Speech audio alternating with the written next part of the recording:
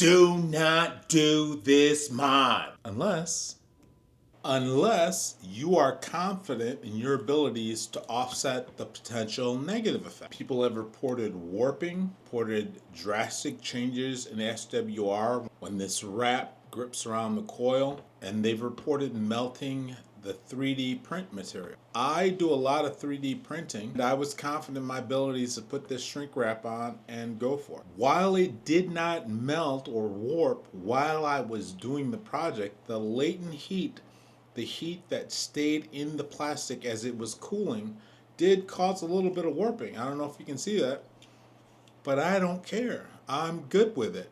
I went out the other day and I laid it all on the ground and I did an SWR sweep. The first thing I did was put it right on the ground, pull out the included radial, put the whip on, extended the whip fully, hooked up the Rig Expert, and I got an SWR plot that I'm happy with. Results may vary when you do this mod yourself. Just be ready to boldly go where some people have gone before, experiment and find out. Ham around and find out. I hooked this antenna up to my KH1 in a hotel room inside the big hotel Faraday cage by the window, and I was able to listen. Of other antennas here, but the Delta loop is the workhorse. Over. Well, roger that, Woody. Roger that. There's not anything wrong with being old school. Nothing wrong with that at all. And because fellas just can't be too cautious at the same time. QSL.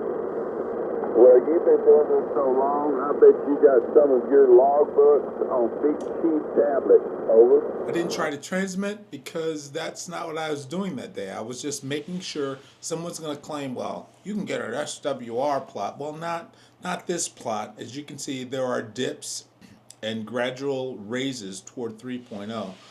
But you can get an SWR plot from a dummy load. Well, this isn't a dummy load. It antennas. I was able to listen to 20-meter upper sideband. I'm good with it, but you be careful. Thanks for stopping by.